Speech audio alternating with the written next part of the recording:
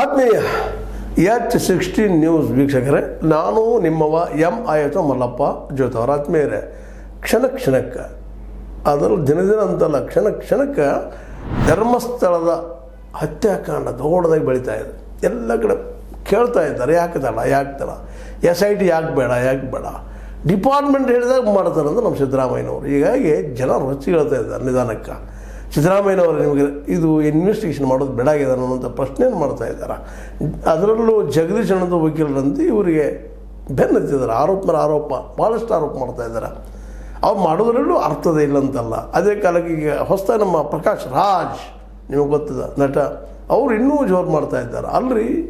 ಅಲ್ಲಿ ಸಾಕ್ಷಿಗಳ ನಾಶ ಆದರೆ ಏನು ಮಾಡಲಿಕ್ಕೆ ಸಾಧ್ಯ ಇದೆ? ಯಾಕಂದ್ರೆ ಇದು ಹಿಂದಿದ್ದಂಥ ವ್ಯಕ್ತಿಗಳು ಪ್ರಬಲರಿದ್ದಾರೆ. ಯಾಕೆ ರೇಟ್ ಮಾಡ್ತಾಯಿದ್ರು? ಯಾವಾಗ 3ನೇ ತಾರೀಕು ಬಂದಿದ್ದಾರೆ, ಜುಲೈ 3ಕ್ಕೆ ಬಂದಿದ್ದಾರೆ, 4ನೇ ತಾರೀಕು FIR ಆಗಿದೆ. ಇವತ್ತಿನವರೆಗೂ ಅಲ್ಲಿ ಹೋಗಿ ಜಸ್ಟ್ ಜಾಗ ತೋರಿಸ್ತಾನವ ಪಾಪ ಭೀಮ ಆ ವ್ಯಕ್ತಿ. ಆಮೇಲೆ ಎಷ್ಟಾಗಿದಾವೆ ಅವೆಲ್ಲ ತೋರಿಸ್ತಾರೆ. ಯಾಕೆ ನೀವು ತೆಗಿಸ್ತಾ ಇಲ್ಲ ಹೊರಗೆ? ಏನು ಕಾರಣ? ಓಡಿ ಹೋಗ್ತಾನೆ ಅದು ತೆರೆ ಮರೆಸಿ. ಹೆಂಗೆ ಓಡಿ ಹೋಗ್ತಾನವ? ಪೊಲೀಸರ ಮಧ್ಯದಲ್ಲಿ ಇರ್ತಾನೆ, ಹೆಂಗೆ ಓಡಿ ಹೋಗ್ತಾನೆ? ತೆರೆ ಹೆಂಗೆ ಮರೆಸ್ಕೊಳ್ತಾನೆ? ಏನು ಹುಚ್ಚ ಕಲ್ಪನೆಗಳಿವೆಲ್ಲ.